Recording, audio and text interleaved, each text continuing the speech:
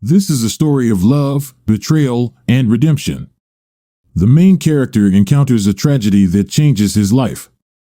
But in the darkest moment, he finds new meaning and strength in human connection. An emotional journey through hardships and joys awaits you in this story, filled with hope and renewal. It seems to me that it is impossible to hide treason under any conditions and circumstances. Sooner or later, the truth will come out.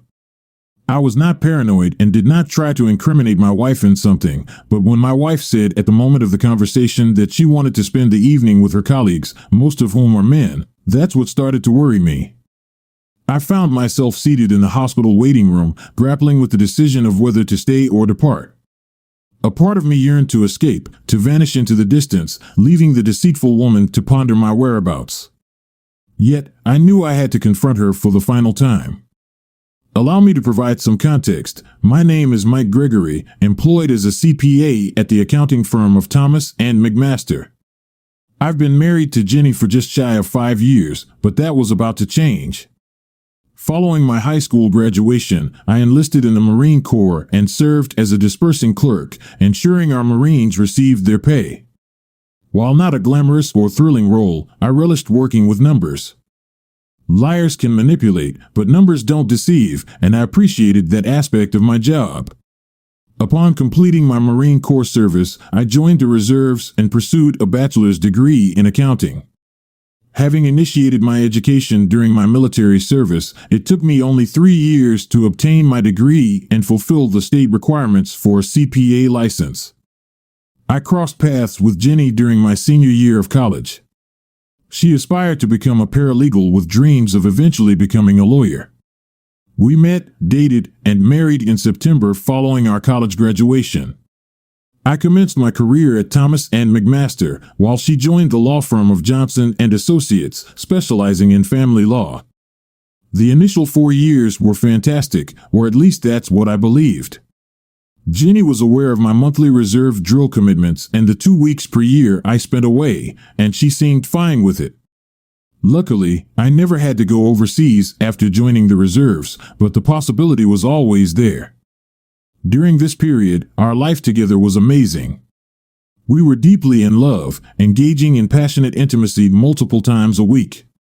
We had a comfortable rented apartment and were contemplating the idea of purchasing a house and starting a family. However, things took a turn for the worse after our 4th wedding anniversary. Jenny started going out on Fridays after work, supposedly with her female friends, to unwind. I didn't pay much attention to it initially and didn't complain, as I also occasionally went golfing with coworkers.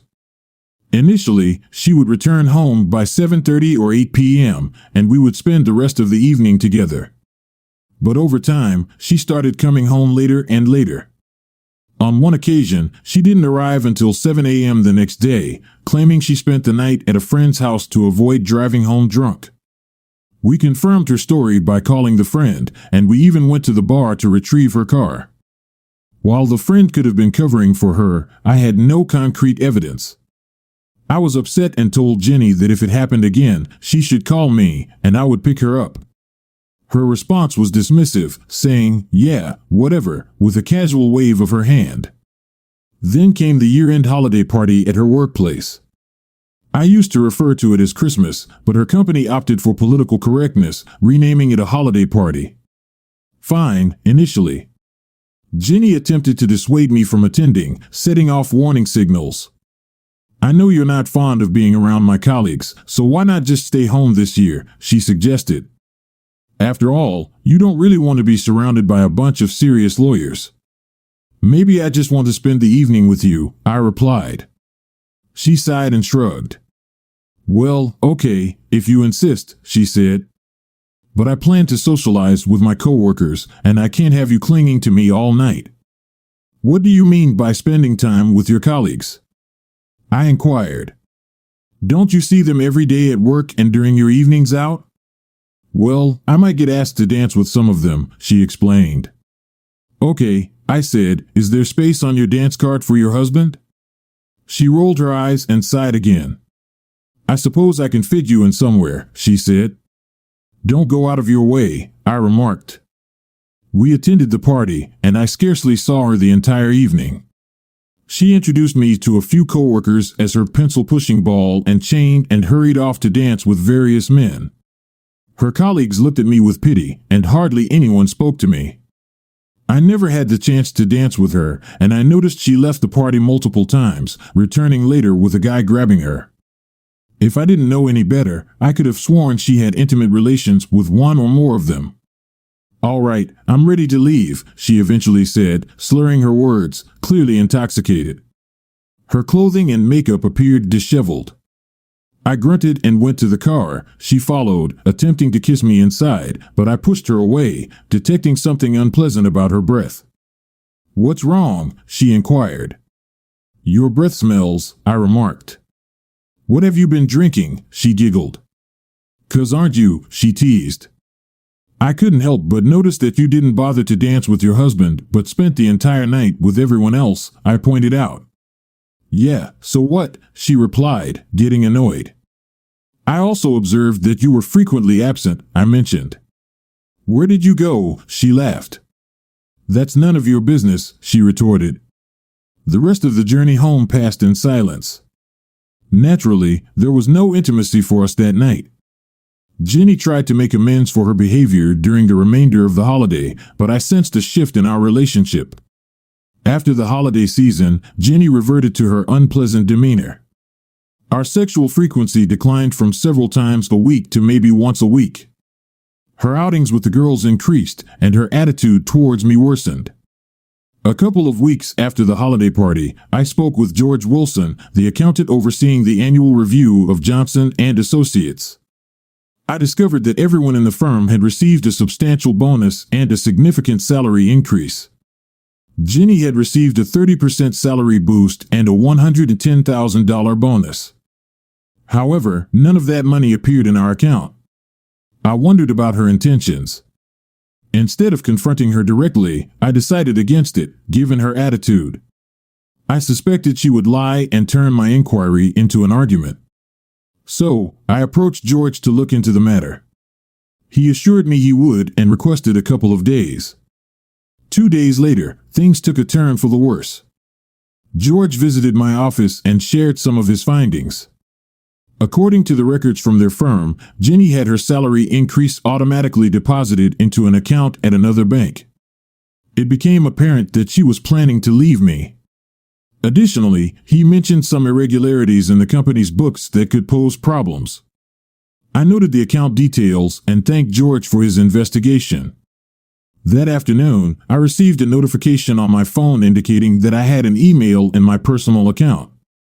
The subject line was unsettling: "What your wife is doing behind your back." Upon opening the email, I discovered a video attached that marked the demise of my marriage. As soon as I played the video, I immediately identified the individuals involved. One of them was Jenny, who appeared completely nude with her legs apart. Positioned between her legs was the same person I had observed grabbing her at the holiday party. However, this time his actions extended beyond mere groping. The explicit content revealed him engaging in sexual activity with her. Witnessing my wife involved with another man was distressing enough, and far from being exciting, it only fueled a profound rage within me. Amid their explicit actions, hurtful words further intensified my emotional turmoil. "Oh yes, baby, fill me with yours," she exclaimed. "Is that better than your inept husband?" He scoffed. "Much better," she replied. "He can't even perform." "Maybe I should impregnate you," he suggested, to which she replied with a laugh. "Do it," she urged. "I'll make my ignorant husband believe it's his child. He won't suspect a thing." As the conversation continued, discussing her involvement in the company's affairs, the man ended it with a final grunt. To top it all off, she reached down, smeared his juice on her wedding band, and laughed. Unable to watch any further, I stopped the video and began examining the letter to determine the sender. I really hoped it was just a tasteless prank. In my response, I asked the question, "Who are you and when did this happen?" Within a few minutes, a response arrived. "I'm Tracy Williams, the wife of the person in the video, and I know your wife." This occurred yesterday. Would you like to meet? If so, call me at XXXXXX. Naturally, I was eager to meet. A myriad of questions flooded my mind, starting with the duration of this affair. The video shed light on many aspects of the unsettling events between us in recent months. I noted down her number and dialed. Hello, a woman's voice greeted. Is this Mr. Gregory? Yes, I replied. Call me Mike. Is this Tracy? I inquired. It is, she confirmed. I assume you've seen the video. Some of it, I admitted. I want to meet and understand what's happening. Okay, she agreed. Meet me at the Starbucks around the corner from your office in 20 minutes. I'll be there, I assured her before ending the call. Closing my workstation, I informed my secretary of my temporary absence. It took me 10 minutes to reach the Starbucks, where I ordered coffee and waited. Shortly after, an attractive woman entered the shop. After exchanging greetings, we sat down and I offered to buy her a cup of coffee. She handed me a manila envelope from her sizable handbag. Everything you need to know is right here, she said.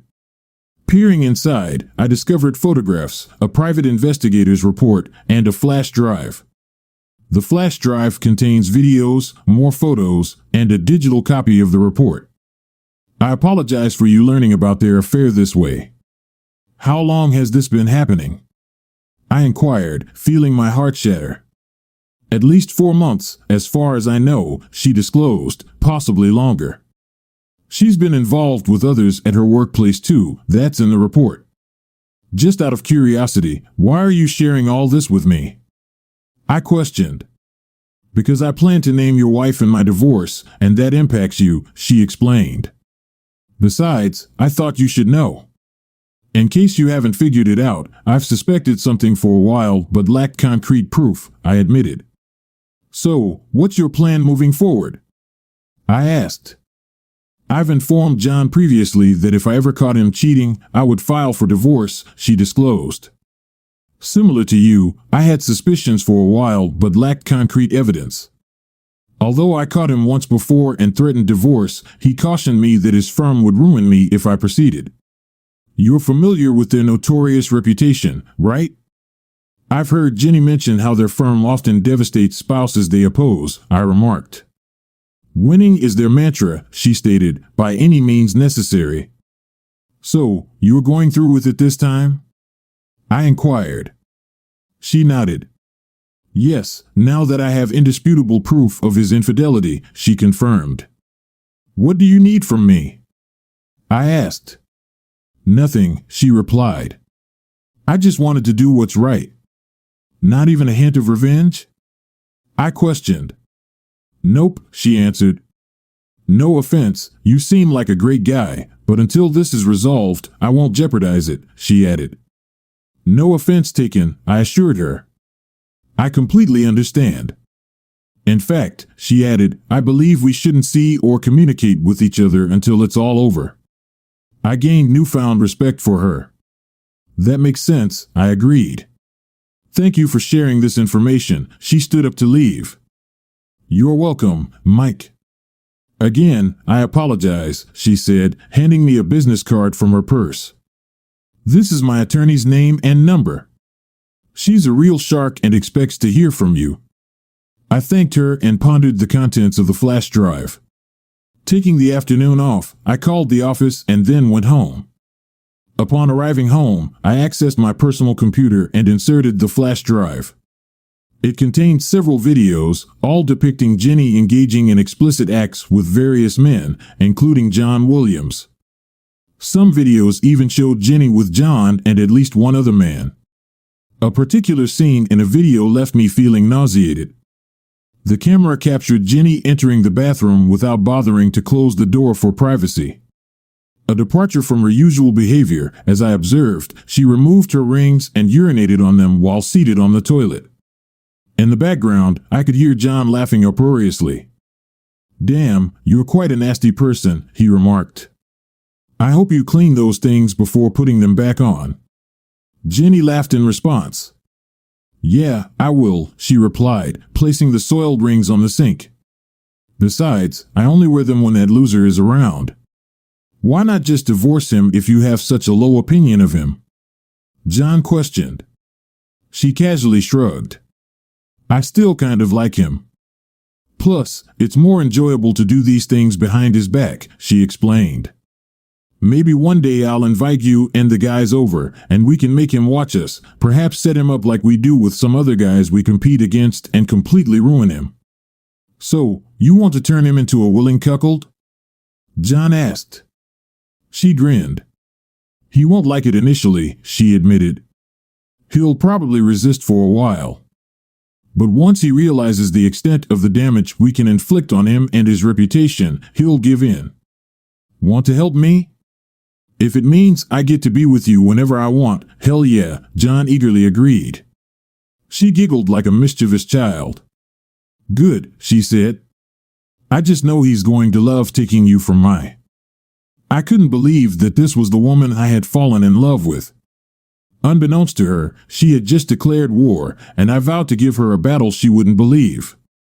After reading the private investigator's report, it revealed that Jenny and her lovers frequently met at the downtown Marriott Hotel at least once a week, spending a full weekend together every month. According to the report, Jenny had spent an entire weekend with John at my house last month. Looking at the schedule, I realized those were the weekends I was on my reserve drill. Checking my watch, I noticed there was still some time before she would arrive home. I retrieved the card Tracy had given me and dialed the number. Law offices of Sally Hawkins, the receptionist greeted. I introduced myself and scheduled an appointment with Sally for the following morning. Following that, I accessed our joint bank account and navigated through the routine steps involved in preparing for a divorce.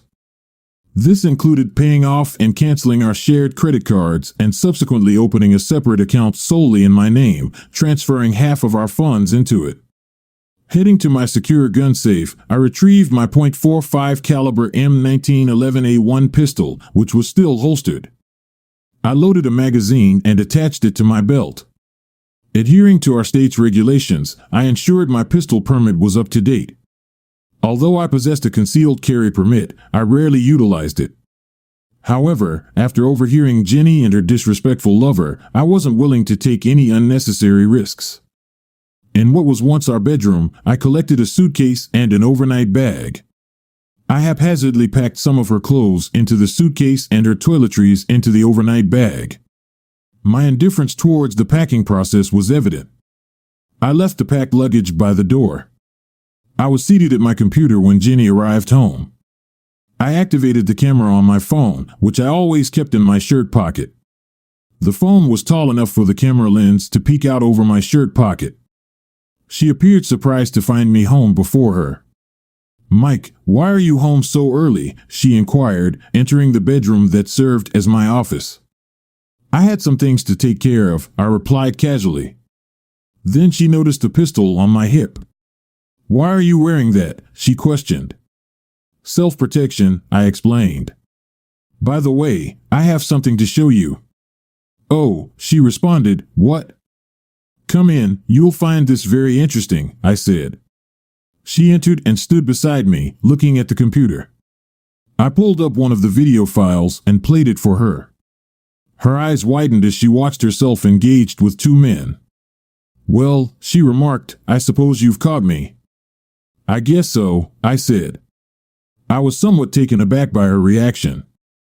I had hoped for at least an apology or a hint of remorse, but there was none. If anything, she seemed more arrogant and condescending than usual. Now that you know, there's no need for me to sneak around anymore, she declared. So, I'll be bringing John by the house from time to time, and yes, he'll be spending the night in my bed, and yes, you'll watch. And if you're a good boy, I might let you. For my, too bad, really.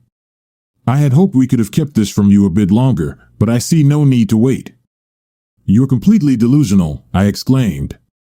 It was the first time I had ever spoken to her with such intensity, and understandably, she was taken aback. In fact, collect your belongings and leave right now. What are you planning to file for divorce? She inquired. Because if you do, it will be the biggest mistake of your life. Really? I responded. Why, are you and your associates going to fabricate accusations against me, just like you've done to others? You have no idea what we're capable of, she warned. By the time we're done with you, you could find yourself in jail, branded as a wife abuser and child molester. Your career in the reserves will be ruined. We can even spoof the video to make it look like you're participating in a banned video. You will be amazed at what we can accomplish with video editing programs. There it was. Go ahead, give it a shot. So, that's your plan? I questioned.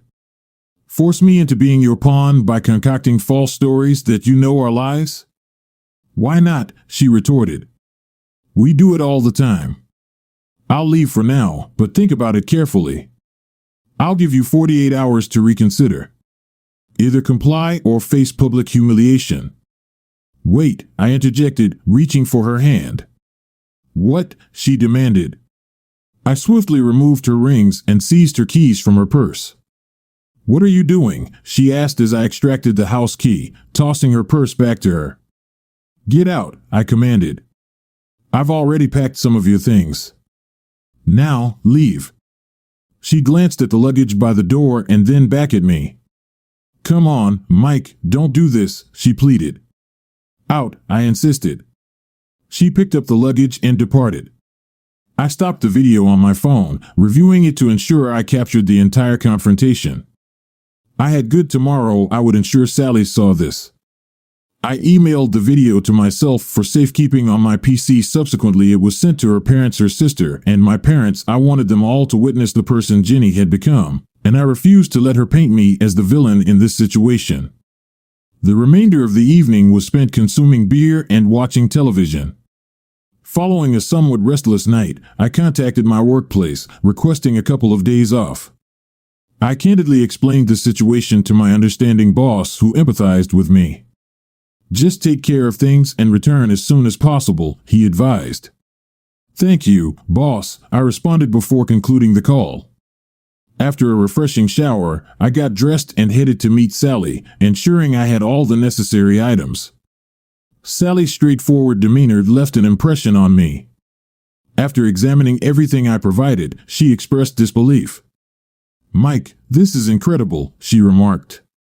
I've heard rumors about Johnson and Associates for years, but I never had any concrete evidence. If what she's saying is true, we could be looking at serious criminal charges. So, can we take action with this? I inquired. I'll initiate the divorce proceedings on grounds of adultery, aiming for a 70-30th split with no support. I will give her the standard 30 days to respond and demand a complete financial report. Meanwhile, I'll explore obtaining a subpoena for her banking records. If she tries to conceal the account, we may consider perjury charges, she explained. Based on the video statement, I'll also pursue a restraining order covering you, your residence, and your workplace, she added. As for the rest, I'll contact the state bar and the local DA. This seems like extortion to me, and we'll see what unfolds from that. Meanwhile, you keep a low profile, avoid confronting her or communicating with her and her associates. Stay away from her, understand? I nodded in agreement. Got it, I affirmed. Good, she said. I'll initiate the paperwork and have her served at her workplace in the next day or two. Feel free to call me on my personal cell if needed, but don't misuse the privilege, she cautioned, handing me her card. Thank you, Sally, I expressed, shaking her hand. On that particular day, I received 3 phone calls. The first one was from my mother. Mike, I'm deeply sorry about everything. Are you okay? She inquired when I picked up. I'll be fine, Mom, thanks, I replied. I consulted with a lawyer today, and she's handling the situation. Keep us posted if there's anything you need. Mike, she said, we love you. I love you too, Mom, I expressed. The next call came from Jenny's parents, who seemed to struggle with basic English. Mike, what is happening? What have you done? Her father questioned. What have I done? I asked, astonished. Besides loving Jenny wholeheartedly, nothing. Did you hear what she said? Yeah, I heard it, her father acknowledged, but I can't believe she'd take such a drastic step without any reason. Can't you two work things out? No, Dad, we can't, I explained. I've already consulted with a lawyer, and I'm filing for divorce. I'm sorry, son, he conceded. This just doesn't add up to me. I couldn't agree more, I replied. Jenny's actions were inexplicable. Just please don't hurt my little girl. I won't, I assured him before ending the call. Jenny's sister also called, and she was furious. What's happening, Mike? She demanded. What did you do? I didn't do a thing, I asserted. It's your sister who's acting irrationally, not me. I can't believe it, she exclaimed.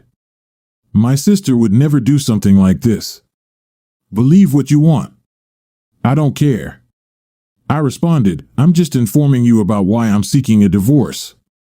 Discuss it with her if you'd like. Frustration lingered as I concluded the call. I fired up my computer and brought up my email. In my inbox was a message with a subject that read, I know what you've done. I looked at the sender and saw it came from Jenny's firm.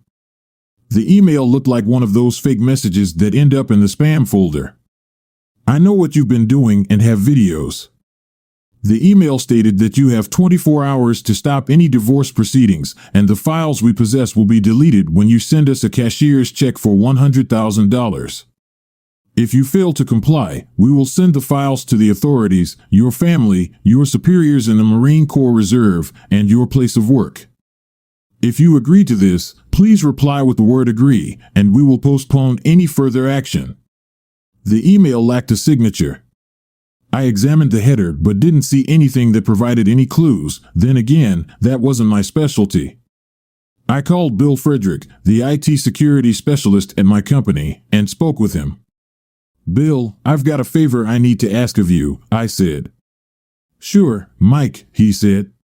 What's up? Well, it's pretty private, I told him. Can you keep this quiet for you? Absolutely, he said.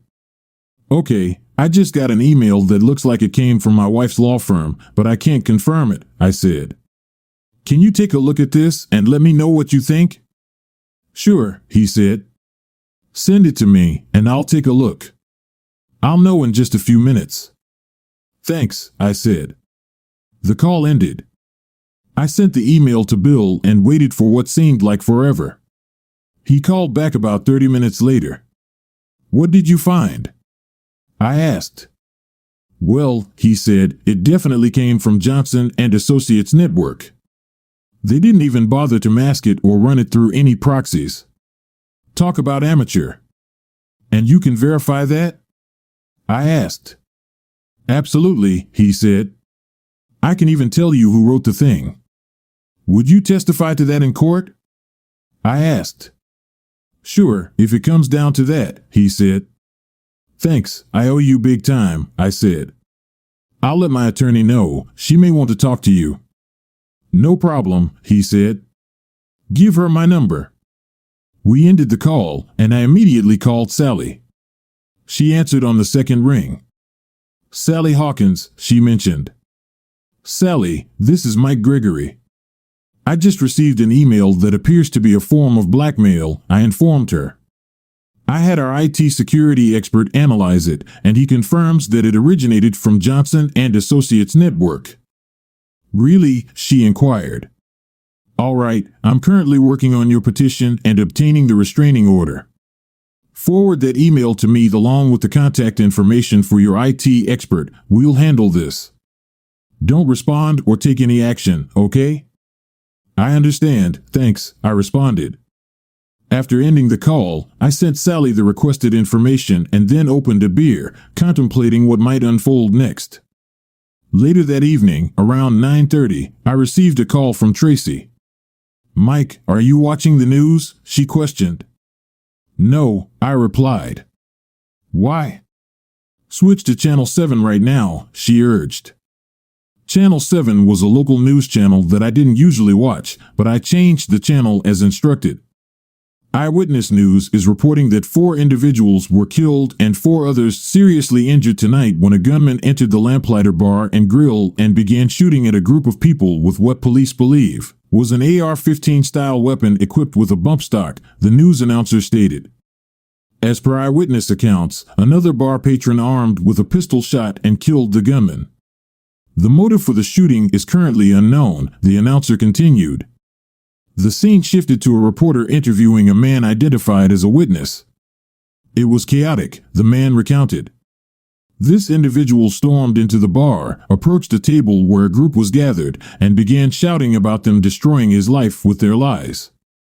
His outburst included threats like, "You people are going to pay, you ruined me with your lies." Subsequently, he brandished a rifle and started firing. He managed to discharge numerous rounds before another individual shot him in the back with a pistol. Panic ensued, and everyone scrambled to escape. The television returned to the news anchor. The identities of the victims are being kept confidential until their next of kin are notified. However, authorities revealed that they all seem to be associated with the law firm of Johnson and Associates. The assailant has been identified as Roger Spencer, a man reportedly undergoing a bitter divorce where he faced accusations of child molestation. The origin of the weapon used in the attack remains unknown, prompting activists to renew calls for stricter gun control. Up next on Eyewitness News, a heartwarming reunion between a man and his dog. "Wow," I said to Tracy. A knock interrupted us. "I have to go now, Tracy." "Someone is at the door," I said. "Same here," she replied. "Let me know if you find out anything." "I will," I assured her, ending the call. Stowing my phone away, I opened the door to find 2 police officers. "Mr. Gregory?" one of them inquired. "Yes," I affirmed. "Do you know a Jenny Gregory?" he questioned further. "Yes, she's my wife, at least for now," I disclosed. "I regret to inform you, sir, but your wife has been seriously injured in a mass shooting and has been taken to Mercy Hospital," the officer delivered the news. "How severe is her condition?" I asked. "I can't provide details, sir. I recommend speaking to the doctor when you arrive." Once again, my apologies, sir, they tipped their hats and departed. "Damn," I muttered. I wanted the conniving person out of my life, but I didn't wish her dead. I returned Tracy's call. She picked up after the second ring, her voice filled with tears. "Mike, it's Tracy," she sobbed. "They just told me Jeff, my husband, was shot and killed at the Lamplighter." "I'm so sorry, Tracy," I expressed my condolences internally. I cursed the situation, hoping the perpetrator would face consequences. The news about Jenny being shot added another layer of distress. "Jenny was shot too," I blurted out. "I'm on my way to the hospital to gather information. Is there anything I can do for you?" "Thank you, Mike, but I don't think so," Tracy replied amid sniffles. "Just keep me updated on what's happening." "I will," I assured her before ending the call and heading to the hospital. The place was swarmed with law enforcement, reporters, and medical staff attending to the injured. After some inquiry, I learned that Jenny was still in surgery. I could wait in the waiting room, and someone would notify me once there was an update. Inevitably, I had to complete numerous forms regarding Jenny's information as she was still covered under my work insurance. Knowing she had her own insurance, I assumed her treatment would be mostly covered. At this point, I found myself contemplating whether to stick around or just leave. I reached out to Sally, informing her of the situation. She agreed to postpone serving Jenny until she recovered from surgery. Additionally, I contacted Jenny's parents and sister to update them. Despite their attempts to blame me, I clarified that if I were responsible, I likely wouldn't be at the hospital. They joined me in the waiting room, eyeing me as if I were a piece of trash on the ground. I had already visited the cafeteria, quickly devouring a piece of chicken and mashed potatoes while sipping multiple cups of bitter coffee. Afterward, I spent several hours in the same spot, engrossed in watching the news. Despite my efforts to stay awake, I dozed off more than once in front of the television. At 5 a.m., an exhausted doctor approached me in the waiting room. "Mr. Gregory," he inquired. I met his gaze with fatigued, bloodshot eyes. "Yes," I replied, rubbing my eyes to stay alert.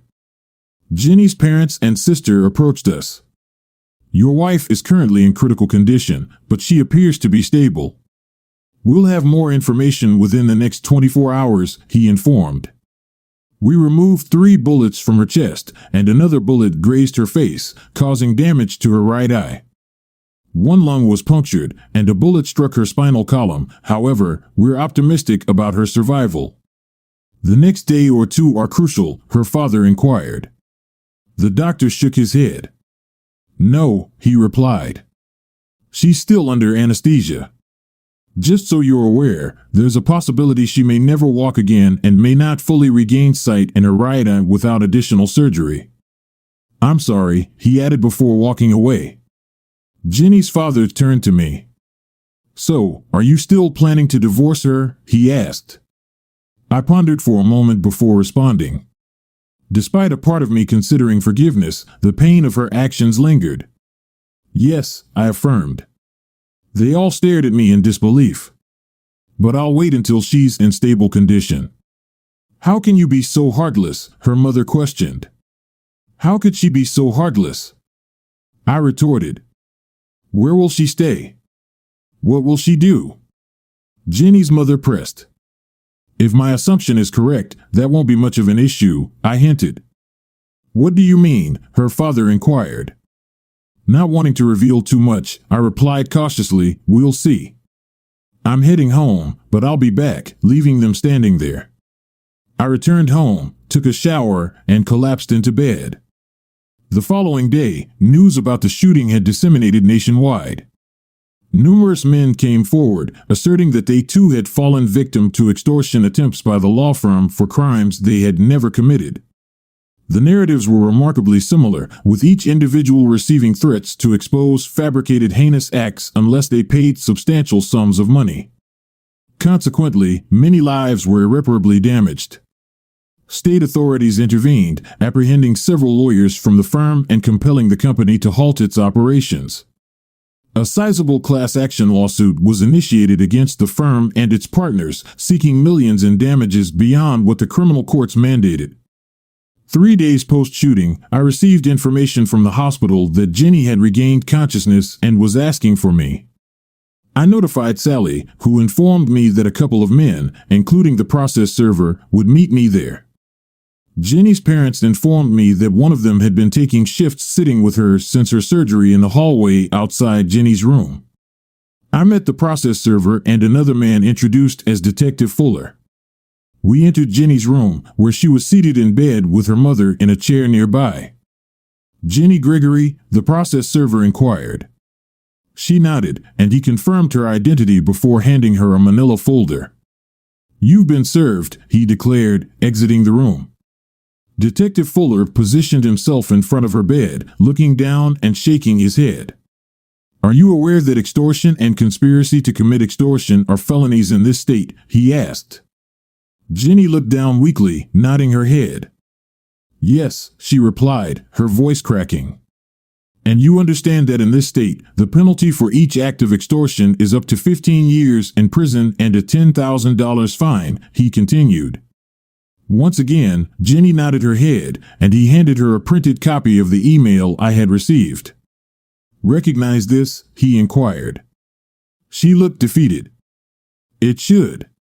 It was created and sent from your computer using your login credentials, along with approximately 75 others.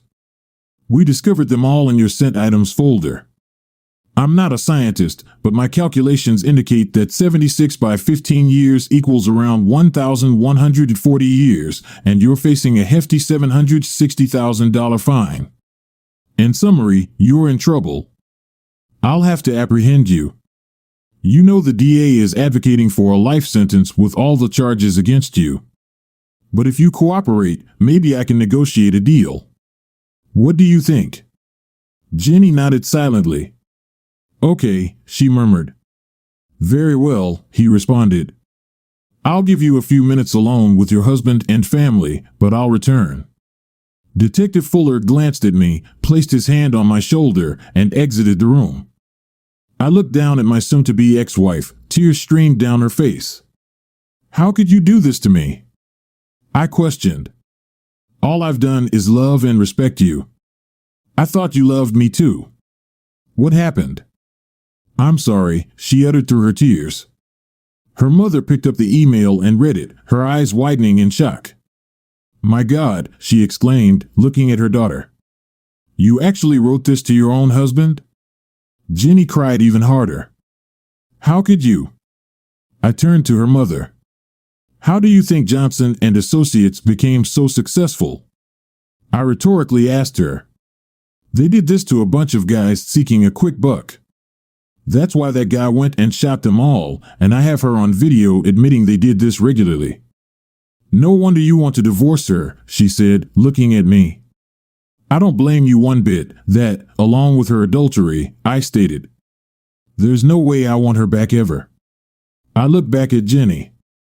"You never answered my question," I said. She gazed at me, defeated. "I got caught up in the excitement and the power, I guess," she explained. "As for the letters, well, I was just following what the lawyers wanted.